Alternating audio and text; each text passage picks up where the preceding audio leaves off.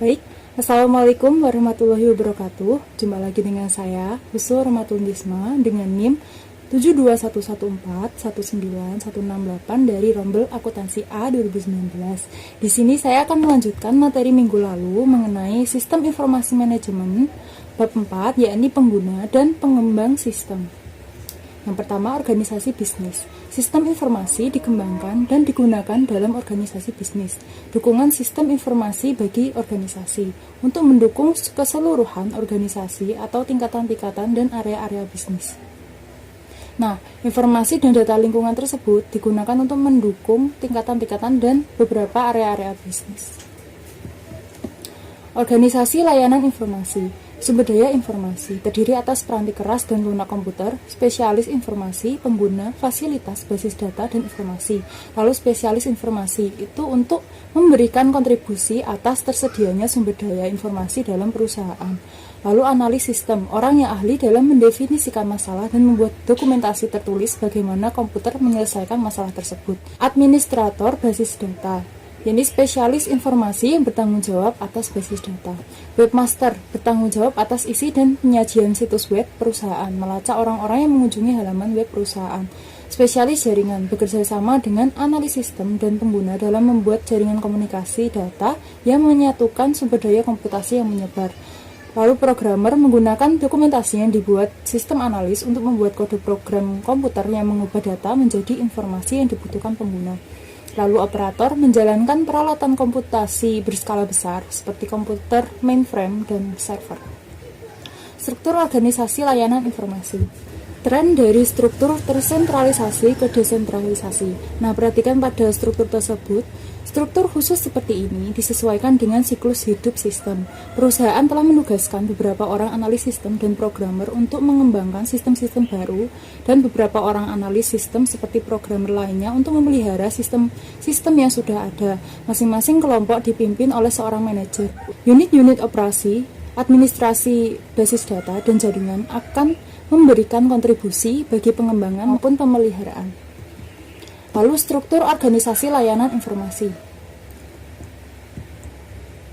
Lalu struktur organisasi inovatif. Itu ada 3 struktur inovatif. Yang pertama, model sekutu, yakni layanan informasi bekerja dengan area-area bisnis dalam menggunakan teknologi informasi guna menghasilkan informasi bisnis.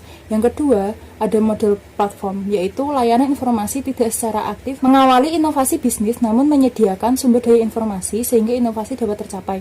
Yang ketiga, model berskala, yakni menyadari bahwa sumber daya harus diperoleh begitu peluang pasar muncul dan harus cepat dilepas saat peluang tidak terjadi. Selanjutnya, komputasi pengguna akhir, berarti pengembangan seluruh atau sebagian sistem informasi oleh pengguna. Timbul karena 4 pengaruh utama. Yang pertama, dampak pendidikan komputer. Yang kedua, antrian layanan informasi. Yang ketiga, murahnya peranti keras. Yang keempat, peranti lunak siap dipakai. Pengguna sebagai suatu sumber. Pengguna merupakan sumber daya informasi penting yang dapat memberikan satu kontribusi nyata dalam mencapai sasaran strategis dan meraih keunggulan kompetitif. Keuntungan komputasi pengguna akhir ada 2. Yang pertama, menyamakan kemampuan dan tantangan. Yang kedua, mempersempit jarak komunikasi. Selanjutnya, risiko komputasi pengguna akhir, yaitu sasaran sistem yang buruk, sistem yang dirancang dan didokumentasikan dengan buruk, penggunaan sumber daya informasi yang tidak efisien, hilangnya integritas data, hilangnya keamanan, dan hilangnya kendali. Selanjutnya, kriteria pendidikan, pengetahuan, dan keahlian yang dibutuhkan untuk karir di bidang layanan informasi. Pengetahuan pengembangan sistem. Pengetahuan adalah sesuatu yang dapat dipelajari baik melalui mata kuliah formal ataupun upaya sendiri. Pengetahuan komputer adalah kemampuan untuk menggunakan sumber daya komputer guna mendapatkan pemrosesan yang dibutuhkan. Pengetahuan informasi meliputi pemahaman bagaimana menggunakan informasi pada setiap langkah proses pemecahan masalah. Dasar-dasar bisnis adalah topik-topik seperti akuntansi, keuangan, pemasaran, manajemen, SIM, dan operasi. Teori sistem menjelaskan bagaimana cara menggambarkan fenomena dalam bentuk struktur sistem normatif. Proses pengembangan sistem terdiri atas langkah-langkah yang diambil untuk mengembangkan sistem informasi, seperti daur hidup pengembangan sistem. Pembuatan model sistem terdiri atas berbagai cara mendokumentasikan sistem. Lalu keahlian pengembangan sistem. Keahlian komunikasi meliputi kemampuan menyampaikan informasi kepada satu orang atau lebih dengan lisan, tulisan, gambar. Kemampuan analitis meliputi studi dan pemahaman akhir atas situasi yang bertujuan merumuskan solusi. Kreativitas adalah penciptaan ide atau solusi baru yang sepenuhnya baru. Lalu kepemimpinan adalah kemampuan mengarahkan orang lain agar melaksanakan tugas. Mengelola pengetahuan yang ditunjukkan oleh sumber daya informasi perusahaan. Perusahaan seringkali menganggap manajemen pengetahuan sebagai sistem yang harus dikembangkan. Sistem yang menciptakan pengetahuan, mengelolanya, dan mengirimkannya ke pengguna yang tepat. Otomatisasi kantor meliputi seluruh sistem elektronik formal maupun informal yang terutama berhubungan dengan komunikasi informasi ke dan dari orang-orang di dalam maupun luar perusahaan. Pergeseran dari pemecahan masalah administratif ke manajerial. Aplikasi OA yang sebelumnya untuk pegawai bagian sekretariat dan administratif dapat pula digunakan untuk memecahkan masalah di kalangan manajer dan profesional. Mereka menggunakan email untuk berkomunikasi, penanggalan elektronik untuk menjadwalkan rapat, serta melakukan konferensi video untuk memecahkan masalah. Kantor maya atau virtual office mengakui bahwa pekerjaan kantor dapat dilakukan hampir di semua lokasi geografis selama saling terhubung dengan lokasi tetap perusahaan oleh suatu jenis komunikasi elektronik. Ada telekommuting dan hoteling. Telekommuting menggambarkan bagaimana karyawan dapat secara elektronik pergi ke tempat kerja. Lalu hoteling, perusahaan menyediakan fasilitas terpusat yang dapat dibagi bersama oleh karyawan jika ada kebutuhan akan ruangan dan kantor.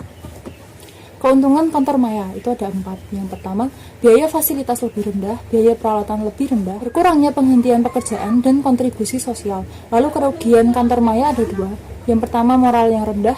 Yang kedua, kekhawatiran resiko keamanan. Organisasi maya. Kantor maya diperluas hingga berlaku bagi keseluruhan perusahaan. Operasi perusahaan diatur sedemikian rupa agar tidak terikat lokasi-lokasi fisik. Dampak sosial organisasi maya. Industri yang memberikan nilai tambah dalam bentuk informasi, ide, dan kecerdasan yang paling tertarik dengan konsep kantor dan organisasi maya.